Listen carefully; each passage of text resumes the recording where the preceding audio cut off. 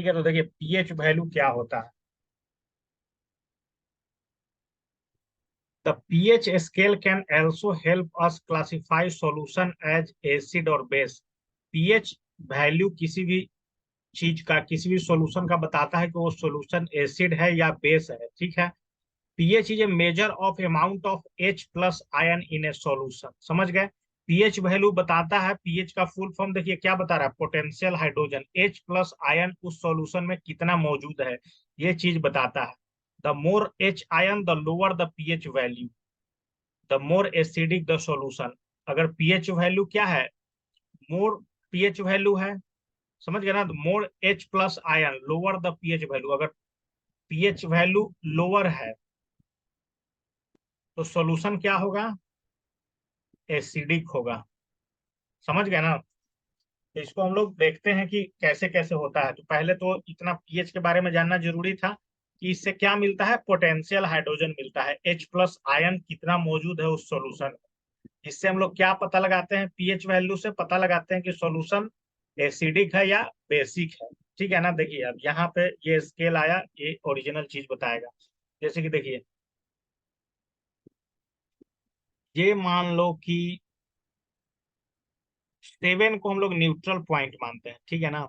7, 7 को हम लोग न्यूट्रल पॉइंट मानते हैं। ठीक है। 7 के अगर नीचे है वो चीज तो क्या है, एसिडिक है। और 7 के ऊपर है तो क्या है, बेसिक इन कैरेक्टर है। समझ गए ना।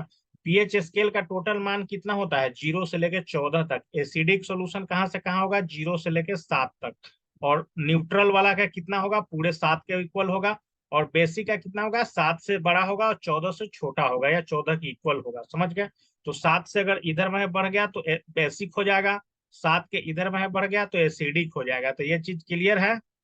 समझ गए ना कि अगर 0 से बड़ा होना चाहिए, समझ गया ना, पीएच वैल्यू, और 7 से छोटा होना चाहिए तो क्या होगा, एसिडिक होगा।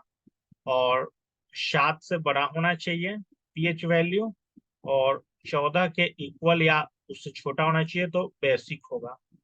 और 7 के जो इक्वल होता है पीएच, उसको क्या बोलते हैं, न्यूट्रल बोलते हैं। जैसे वाटर का मान के चला जाता है कि पीएच वैल्यू कितना है, 0, मतलब न्यूट्रल है, 7 है, ऐसा मान के चला जाता है। ठीक है। तो यहां से कुछ पता चला तुम लोग को,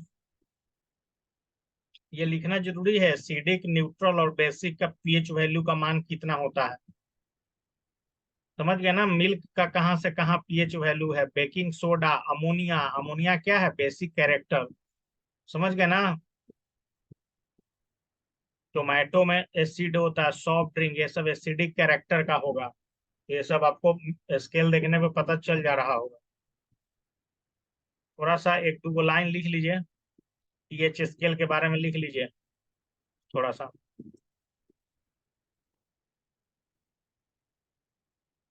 अब डिजिटल पीएच मीटर आ गया है, ऐसा बता रहा है कि अब डिजिटल थर्मामीटर कैसे यूज करते हैं, उसी तरह से पीएच मीटर आ गया है। उसको सॉल्यूशन में डालिए, वो बता देगा उसका रेंज कहाँ तक जाके पॉइंट रुकेगा। कोई दिक्कत एसिड और बेस पीएच वैल्यू के आधार पर समझने में।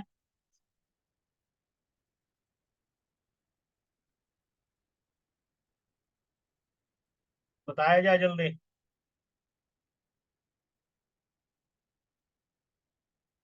इसको लिखो, 1 मिनट में इसको नोट कर लो, पूरा चीज को नोट कर लो जल्दी। नोट करके बताओ कि कर लिए।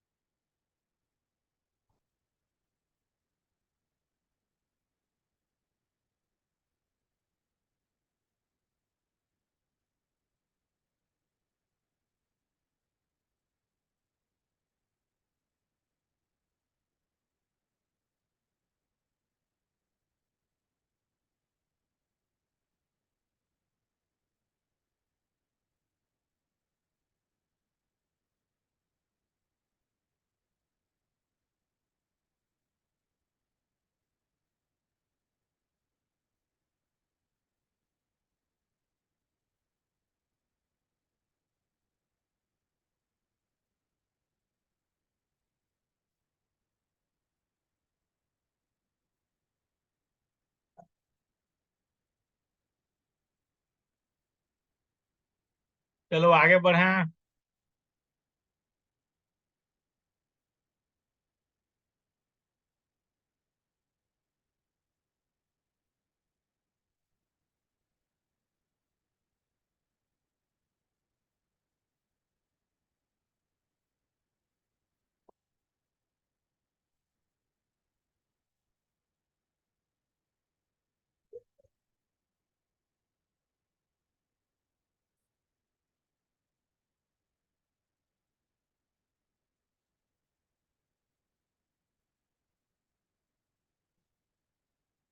चलिए हो गया, तब आगे बढ़िए। पीएच वैल्यू से आगे बढ़िए।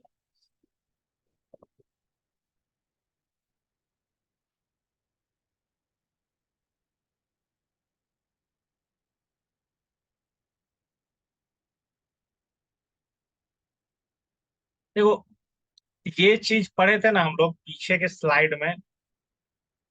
ये वाला चीज पढ़े थे ना हम लोग। एक मिनट यार।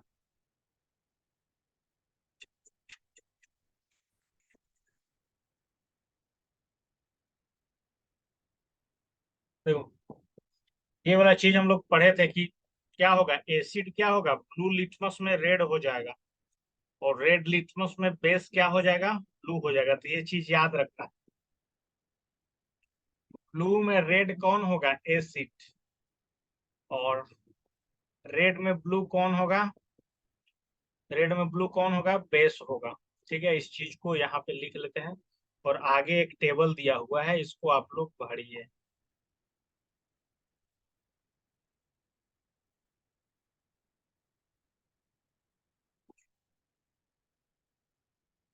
ये दिया हुआ है टेबल। इस तरह का एक चार्ट बना लिया जाए। ठीक है ना, देखो इस पे क्या भरना है। मान लो कि पीएच वैल्यू 2 है। पीएच वैल्यू 2 है तो एसिड बेस और न्यूट्रल में क्या होगा, एसिड होगा। ठीक है ना, एसिड होगा। तो ब्लू लिटमस पेपर पे कैसा कलर का हो जाएगा, रेड कलर का हो जाएगा। Colour of red litmus paper, no change. फिर 8 जिसका पीएच वैल्यू है वो किस कैरेक्टर का होगा, बेसिक कैरेक्टर का होगा। ये ब्लू लिटमस पेपर में no change. Red litmus paper में क्या हो जाएगा, ब्लू हो जाएगा। फिर जिसका पीएच वैल्यू 4 है तो फिर एसिडिक कैरेक्टर का हो जाएगा। ये ब्लू लिटमस पेपर को रेड कर देगा, इसमें नो चेंज। पीएच वैल्यू 7 है तो न्यूट्रल है, दोनों में नो चेंज, नो चेंज कर दीजिए। फिर 13 है पीएच वैल्यू, तो ये बेसिक कैरेक्टर का हो जाएगा। बेसिक कैरेक्टर में blue litmus no change. Red litmus paper blue हो जाएगा। तो ये चार्ट समझ में आया भाई।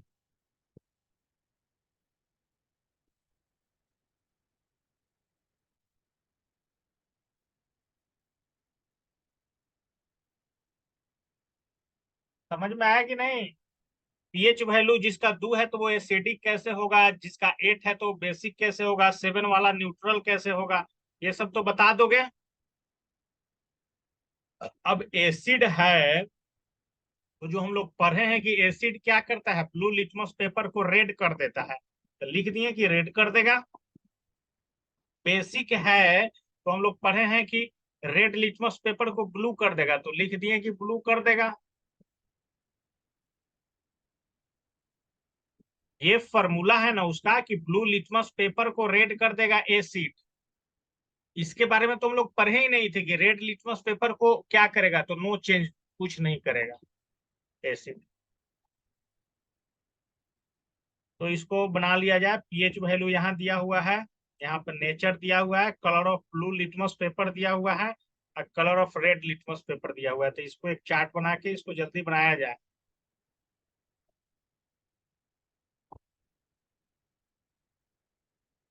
ऊपर वाला भी लिख लो, क्वेश्चन।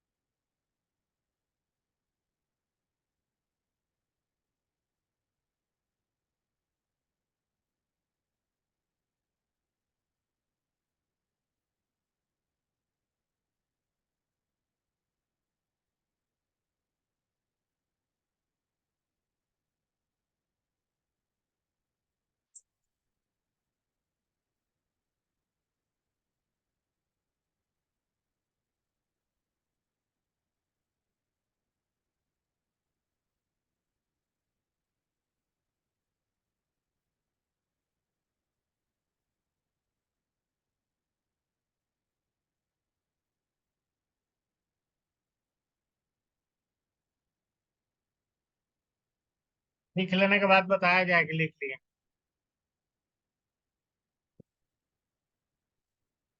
तो पीएच वैल्यू देख के ऑब्जेक्टिव क्वेश्चन तो बता दोगे कि एसिड है कि बेस है कि न्यूट्रल है। ब्लू लिटमस को एसिड क्या करता है, ब्लू लिटमस को एसिड रेड कर देता है, और बेस क्या करता है, रेड लिटमस को ब्लू कर देता है। ये तीन चार चीज याद रखना पड़ेगा।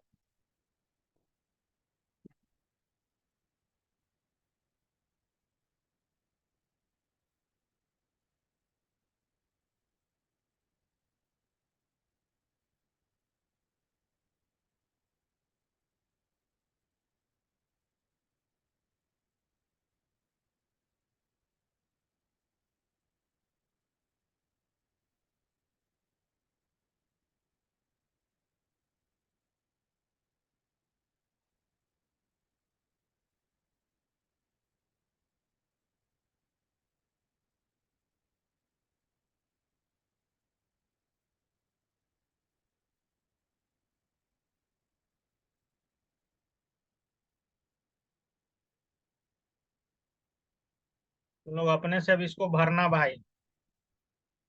आगे बढ़ो जल्दी, लिख लिए तो बताओ।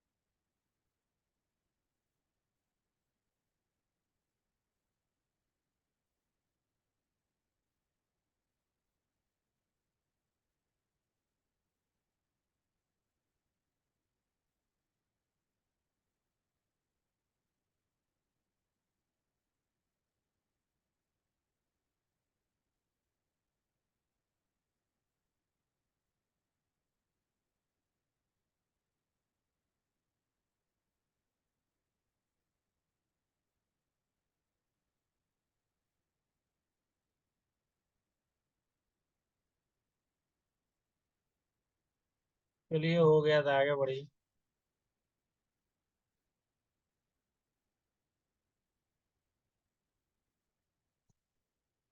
Strength versus concentration.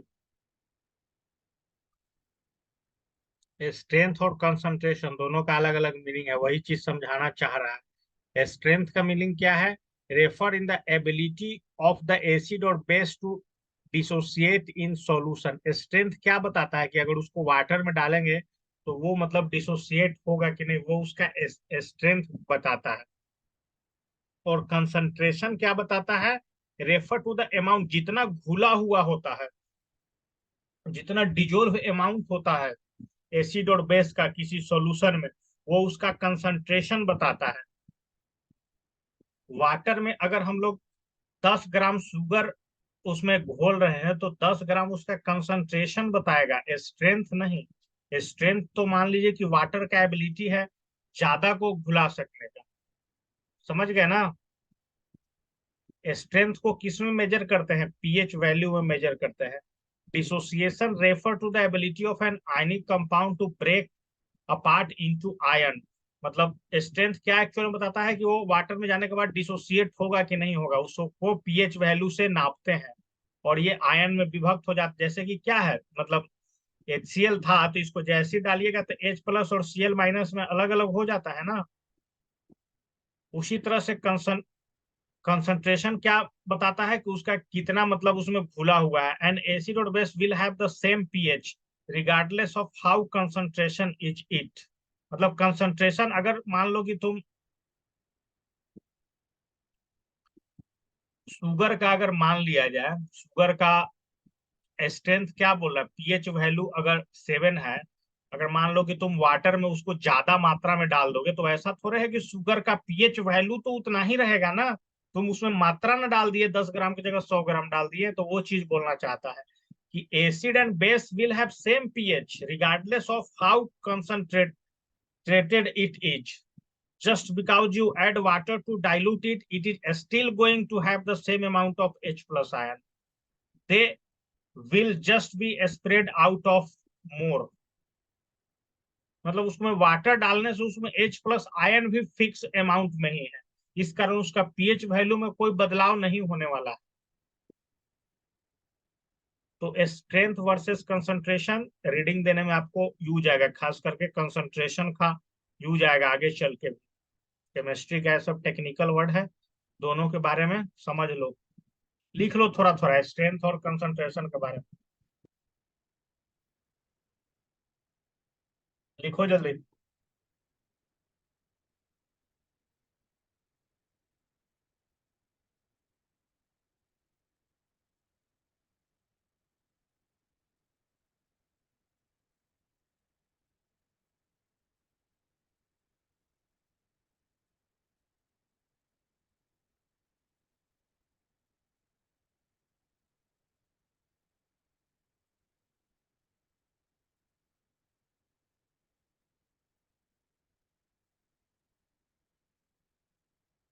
तुम्हारे से अग्रवाल का मैथ वाला बुक नहीं लिए शिवम?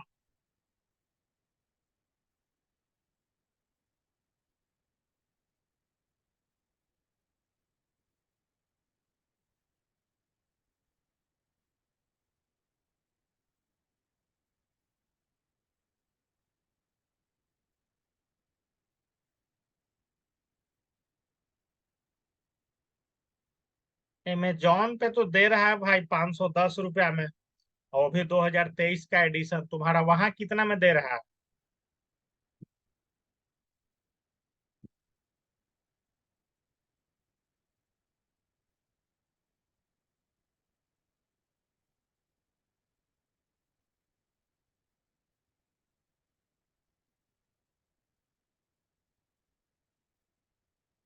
अमेजोन से लेना।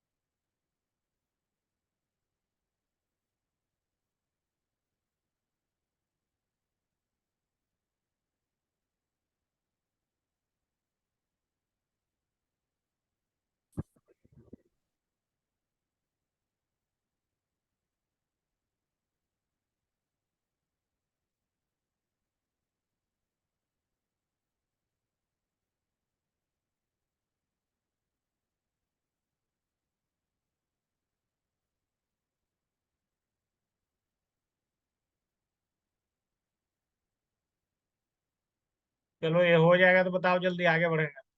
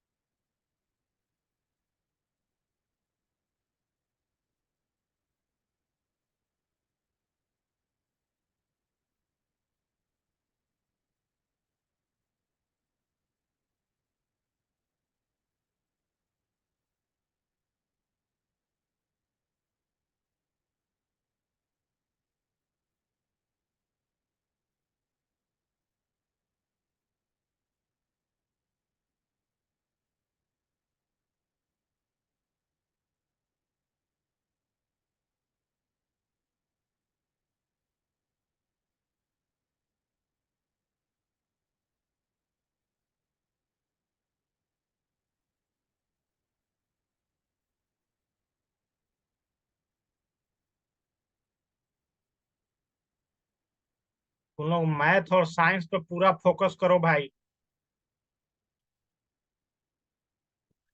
साइंस का एस चांद तो 2000 मतलब 23 वाला तो दे रहा है 1700 में, तीनों, फिजिक्स केमिस्ट्री बायोलॉजी। लेकिन 2022 वाला दे रहा है बहुत सस्ता, 1200, 1100 के आसपास में।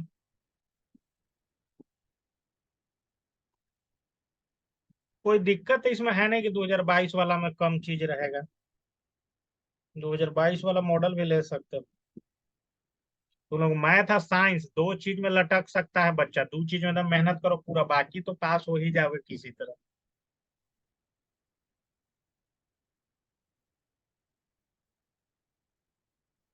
चलिए आगे बढ़ते हैं।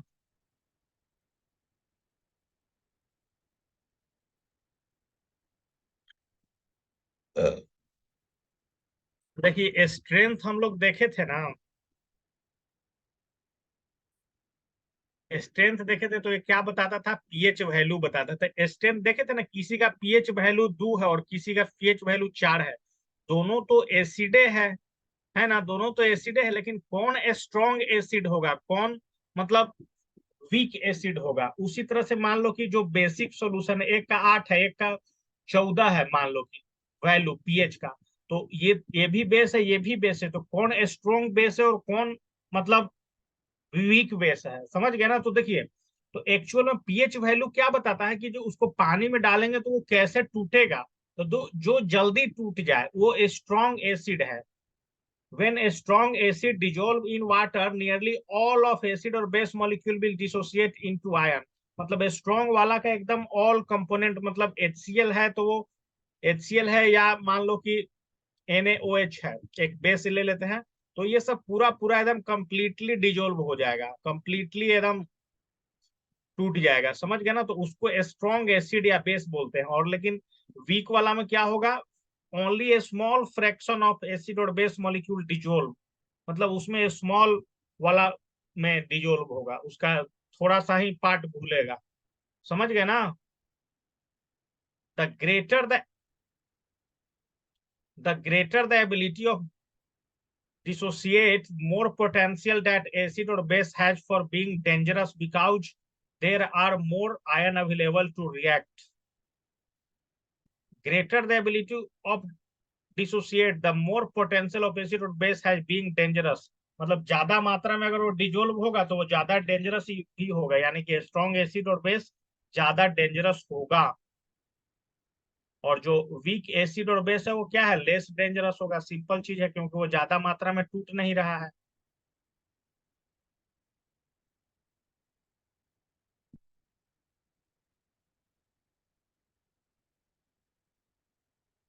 देखो, यहाँ वीक एसिड लिया था तो देखो, इसको एगो यहाँ दूगो टूटा। स्ट्रॉन्ग एसिड वाला में देखिए कितना सारा plus plus plus minus minus minus बहुत सारा टूटा। जो जल्दी तोड़ेगा नहीं, कॉम्प्लीटली टूट जाएगा, वो स्ट्रॉन्ग एसिड या स्ट्रॉन्ग बेस। और जो मतलब थोड़ा सा टूटे वो वीक, जल्दी का बात नहीं है।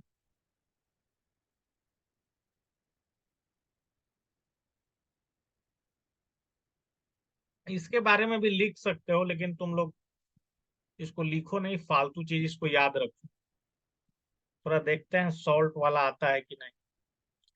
एग्जाम्पल ज्यादा इंपॉर्टेंट है। स्ट्रॉन्ग एसिड के बारे में क्या बताया था, स्ट्रॉन्ग एसिड क्या होगा, टोटली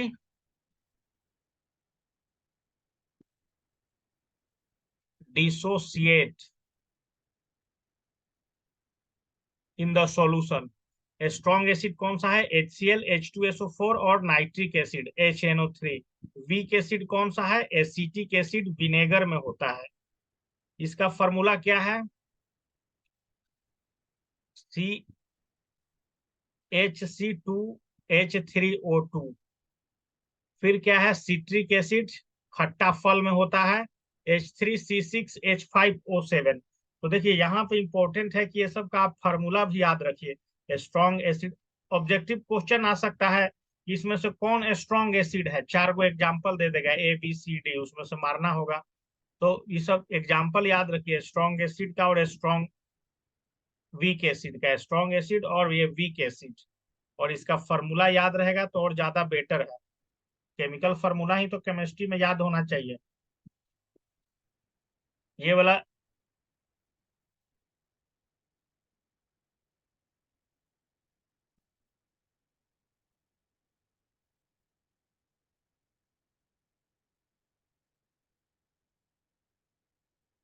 देखो, शिवम पूछ रहा था ना कि 2 और 4 तुम लिखे ना, उसमें से कौन सा स्ट्रॉन्ग एसिड होगा, तो दो वाला स्ट्रॉन्ग एसिड होगा। क्योंकि जैसे जैसे जीरो की तरफ जा रहा है वैसे वैसे तो उसका एसिडिक कैरेक्टर बढ़ रहा है ना भाई, तो वह स्ट्रॉन्ग एसिड होगा ना। जैसे जैसे 7 के नजदीक जो पहुंचेगा वैसा ही वीक एसिड होता जाएगा। क्लियर बात है। संख्या पर नहीं जाना है, पीएच वैल्यू पर।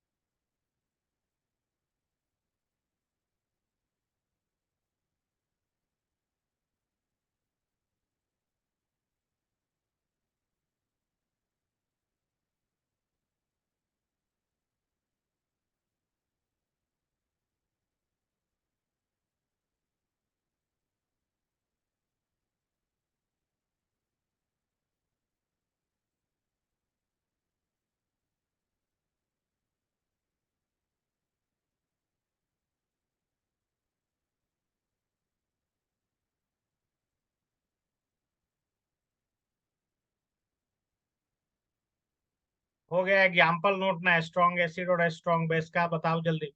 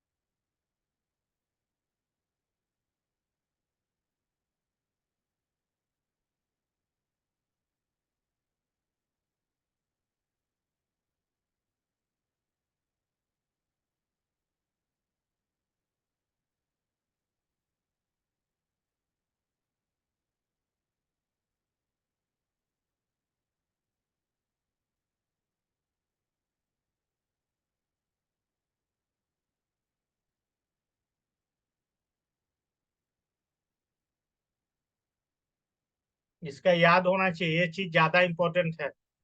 एग्जाम्पल स्ट्रॉन्ग एसिड और स्ट्रॉन्ग बेस का।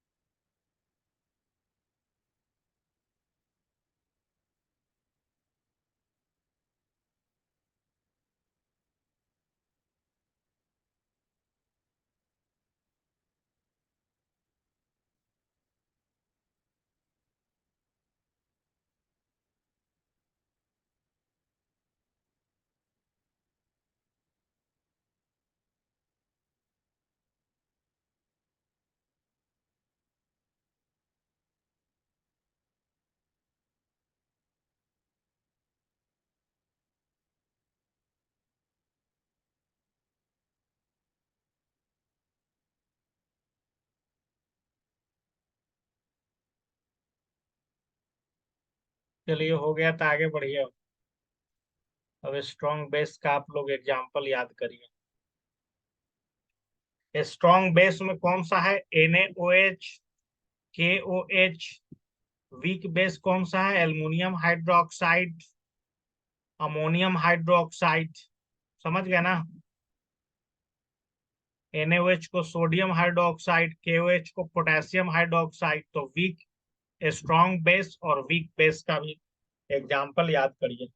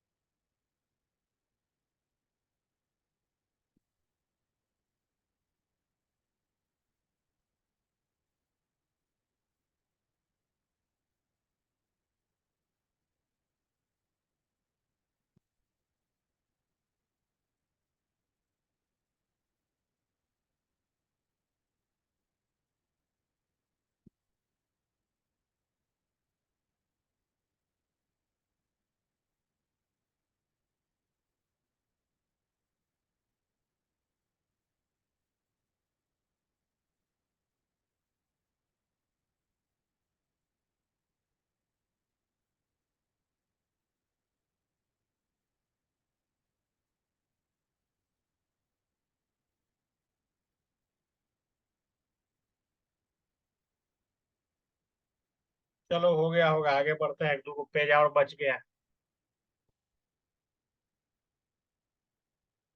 है, स्क्रीनशॉट ले लो जल्दी से।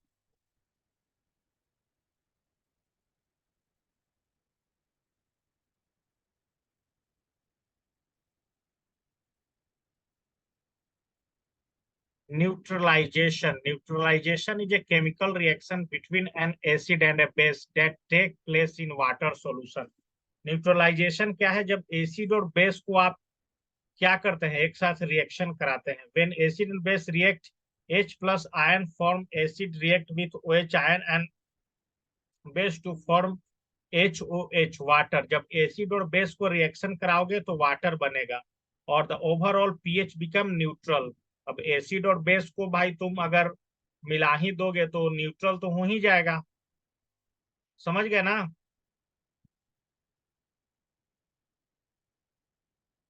न्यूट्रलाइजेशन समझ गए?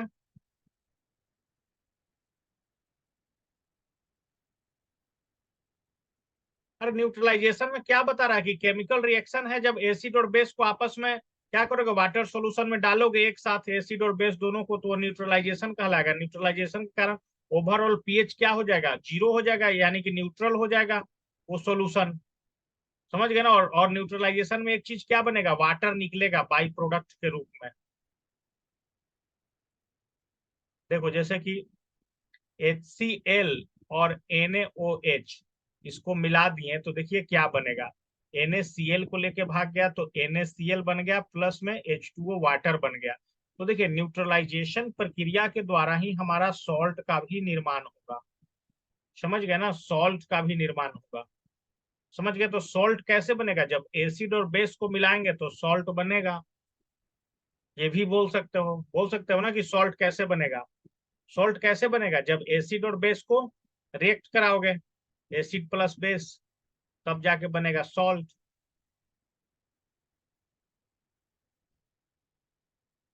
इसका स्क्रीनशॉट लिया जाए।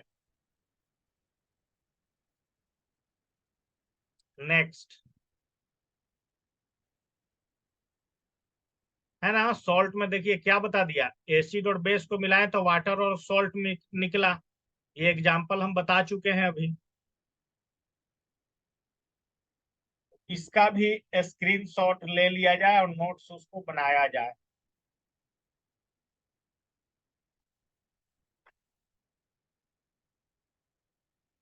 एक दिन इसका क्वेश्चन आंसर करवाएंगे। और मैथ कल से शुरू होगा, मैथ का कोई भी चैप्टर कल शुरू होगा। अभी तुम लोग कम से कम 3-4 महीना फोकस करो, साइंस और मैथ को स्ट्रॉन्ग कर लो।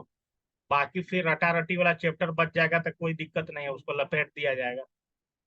अब तुम लोग रीडिंग दे सकते हो एनसीईआरटी का, तो तुमको समझ में आएगा कि सॉल्ट कैसे बनता है, एसिड और बेस को रिएक्शन कराएंगे तो सॉल्ट बनता है। अब कम से कम उतना टेक्निकल